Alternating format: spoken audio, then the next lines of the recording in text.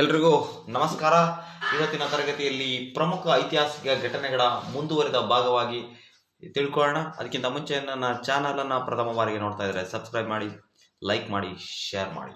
ಈಗ ತರಗತಿಯನ್ನು ಪ್ರಾರಂಭ ಮಾಡೋಣ. ಮೊದಲನೇ ಆಂಗ್ಲೋ ಮೈಸೂರು ಯುದ್ಧ ಯಾವಾಗ ನಡೀತು ಅಂದರೆ ಸಾಶ 1767ರಲ್ಲಿ ನಡೆಯುತ್ತೆ. 1767ರಿಂದ 1768ರವರೆಗೆ ಮೊದಲನೇ ಆಂಗ್ಲೋ ಮೈಸೂರು ಯುದ್ಧ ನಡೆಯುತ್ತೆ. ಇದು ಬ್ರಿಟಿಷರು ಮತ್ತು ಹೈದರಾಲಿಯ ನಡುವೆ ನಡೆದಂತ ಒಂದು ಯುದ್ಧ. ಈ ಒಂದು ಯುದ್ಧ ಮದ್ರಾಸ್ ಒಪ್ಪಂದದ ಮೂಲಕ ಮೊದಲನೇ ಆಂಗ್ಲೋ ಮೈಸೂರು ಯುದ್ಧ ಕೊನೆಗೊಳ್ಳುತ್ತೆ. ಮೊದಲನೇ ಆಂಗ್ಲೋ ಮೈಸೂರು ಯುದ್ಧ ಯಾವಾಗ ನಡೀತು ಅಂದರೆ ಸಾಶ 1767ರಿಂದ ಸಾಶ 1768ರವರೆಗೆ ನಡೆಯುತ್ತೆ. ಈ ಒಂದು ಯುದ್ಧ ಮದ್ರಾಸ್ ಒಪ್ಪಂದದೊಂದಿಗೆ ನಿಂತುಕೊಳ್ಳುತ್ತೆ. ನೆಕ್ಸ್ಟ್ ನೋಡೋಣ ನಾವು ಎರಡನೇ ಆಂಗ್ಲೋ ಮೈಸೂರು ಯುದ್ಧ. ಈ ಒಂದು ಎರಡನೇ ಆಂಗ್ಲೋ ಮೈಸೂರು ಯುದ್ಧ ಸಾಶ 1780ರಿಂದ 1784ರವರೆಗೆ ನಡೆಯುತ್ತೆ. ಈ ಒಂದು ಯುದ್ಧವು ಕೂಡ ಬ್ರಿಟಿಷರು ಮತ್ತು ಹೈದರಾಲಿಯ ನಡುವೆ ನಡೆಯುತ್ತೆ. ಈ ಒಂದು ಹೈದರಾಲಿ ಏನಿರ್ತಾನೆ ಅವನು ಈ ಒಂದು ಯುದ್ಧವನ್ನ ಮಾಡುವಾಗಲೇ ಅವನಿಗೆ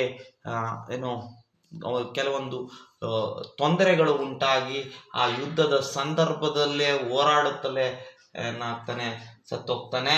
ಈ ಒಂದು ಯುದ್ಧವನ್ನ ಅವನ ಮಗನಾದಂತ ಟಿಪ್ಪು ಸುಲ್ತಾನ್ ಮುಂದುವರಿಸ್ತಾನೆ. ಆದ್ರೂ ಕೂಡ ಈ ಯುದ್ಧ ಏನಾಗುತ್ತೆ, ಆಂಗ್ಲರಿಗೆ ಮೇಲುಗೈ ಆಗುತ್ತೆ. ಮಂಗಳೂರನ್ನ ವಶಪಡಿಸ್ಕೊಂಡಿರ್ತಾನೆ ಟಿಪ್ಪು ಸುಲ್ತಾನ್.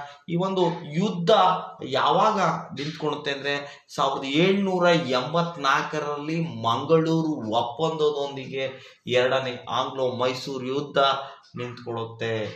ನೆಕ್ಸ್ಟ್ ನಾವು ನೋಡೋಣ ಮೂರನೇ ಆಂಗ್ಲೋ ಮೈಸೂರು ಯುದ್ಧ. ಈ ಒಂದು ಯುದ್ಧ ಸಾಶ 1790ರಿಂದ 1792ರವರೆಗೆ ನಡೆಯುತ್ತೆ.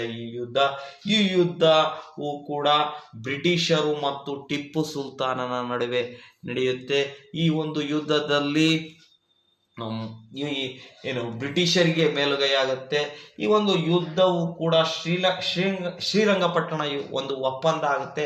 ಆ ಒಪ್ಪಂದದ ಪ್ರಕಾರ ಏನಾಗುತ್ತೆ, ಮೂರನೇ ಆಂಗ್ಲೋ ಮೈಸೂರು ಯುದ್ಧ ನಿಲ್ಲುತ್ತೆ. ಈ ಒಂದು ಯುದ್ಧದಲ್ಲಿ ಏನಾಗುತ್ತೆ ಅಂದ್ರೆ ಟಿಪ್ಪು ಸುಲ್ತಾನ್ ತನ್ನ ಅರ್ಧ ರಾಜ್ಯವನ್ನ ಆ ಬ್ರಿಟಿಷರಿಗೆ ಕೊಡಬೇಕಾಗುತ್ತೆ. ಆ ಒಂದು ಯುದ್ಧದ ಪರಿಹಾರಕ್ಕಾಗಿ ತನ್ನ ಮಕ್ಕಳನ್ನ ಒತ್ತೆಯಾಳಾಗಿ ಕೂಡ ಇಡ್ತಾನೆ ಮೂರನೇ ಆಂಗ್ಲೋ ಮೈಸೂರು ಯುದ್ಧದಲ್ಲಿ. ಅದು ಶ್ರೀರಂಗಪಟ್ಟಣ ಒಪ್ಪಂದ.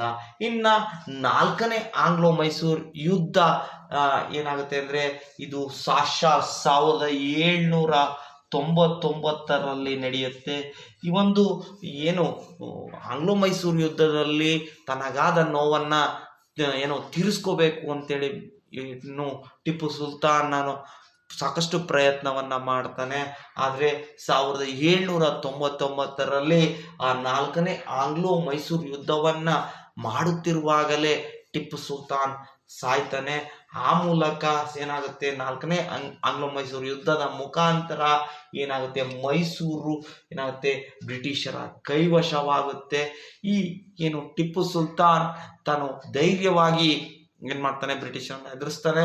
ಇವನನ್ನ ಮೈಸೂರಿನ ಹುಲಿ ಅಂತಲೂ ಕೂಡ ಕರೀತಾರೆ.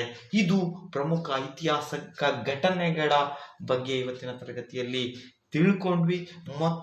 ಮತ್ತೊಂದು ಕೆಲವೊಂದು ಐತಿಹಾಸಿಕ ಘಟನೆಗಳೊಂದಿಗೆ ಮುಂದಿನ ತರಗತಿಯಲ್ಲಿ ನಾನು ಮತ್ತೆ ಬರ್ತೇನೆ. ಅಲ್ಲಿವರೆಗೂ ನನ್ನ ಚಾನಲನ್ನು ತಪ್ಪದೆ ವೀಕ್ಷಣೆ ಮಾಡಿ ಅಂತ ಹೇಳ್ತಾ ಇಲ್ಲಿಗೆ ತರಗತಿಯನ್ನು ಮುಗಿಸ್ತೇನೆ. ಧನ್ಯವಾದಗಳು.